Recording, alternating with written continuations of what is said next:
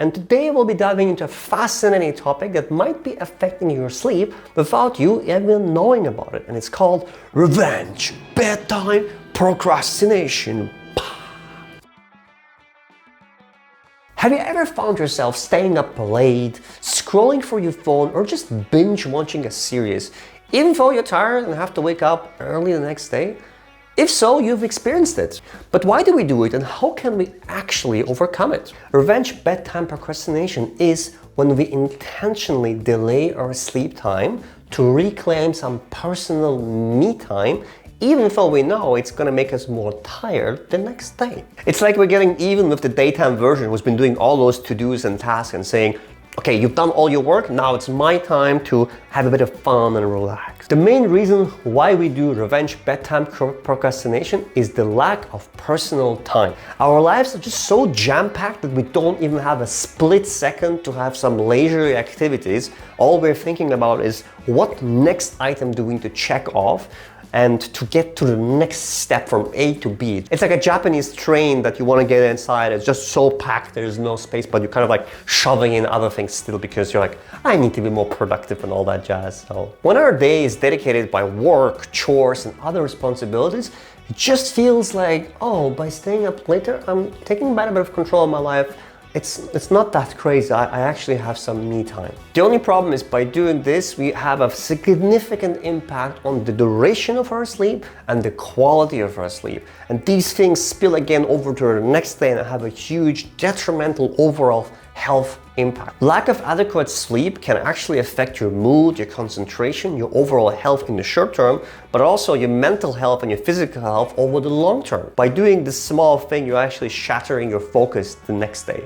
Honestly, it's kind of like a vicious, crazy cycle. Like you stay up late to reclaim a little bit of personal time, and because you do this, the next day you wake up and you're even more tired. So you get more caffeine and you burst through your work, and then you stay up late again to get more personal time. So it just never stops. And if you feel like this, you need to wake up and change something in your life right now.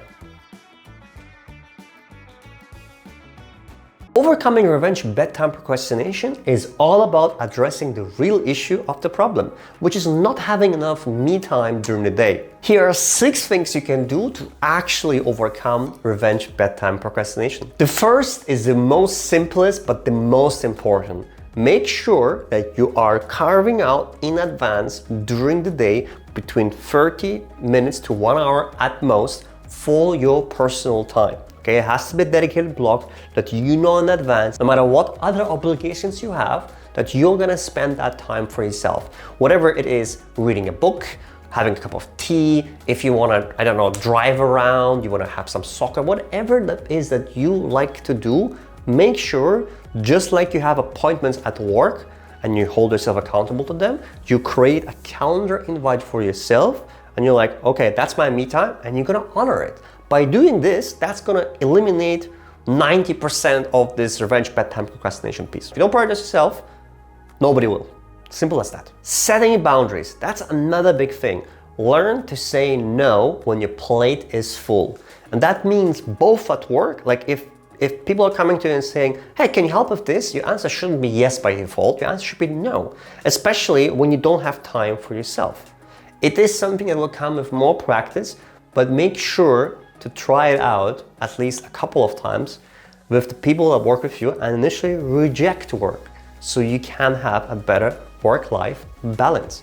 And the second thing goes also at home. If you're doing all the things by yourself, consider talking to your partner or your family members to redistribute the effort equally or more fairly between the family members or friends. Try to go to bed at the same time and wake up also at the same time. By creating a consistent bed schedule, you are going to allow your body to naturally help you glide to sleep and wake up at the same time.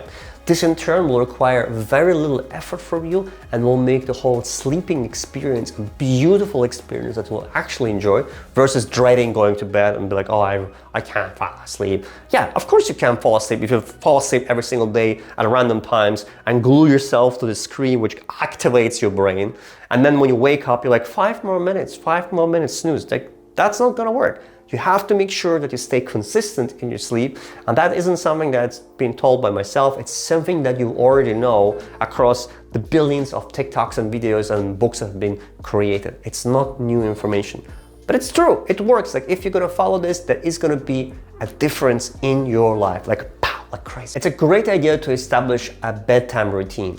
For example, you could do this by taking a nice warm shower before going to bed and reading 10 minutes of a fiction book that destages your brain and brings it back to a relaxing pace. Maybe some nice music as well. By the way, nothing will shut down your brain faster than a good book. Like it's just, I don't know how it works. Just, I read a couple of sentences and I'm immediately falling asleep. Try to limit screen time before going to bed. Seriously, like the blue light from your phone or your TV activates your brain. Your brain thinks like it's morning time. Why should I go to bed? Because there's bright light coming to me. Your body will respond to light. You will activate your body. This is why it's so crucial. Have a kind of digital detox before you go to bed. Try to do it at least 1 hour before going to bed. And number 6 is all about reframing your mindset before going to bed.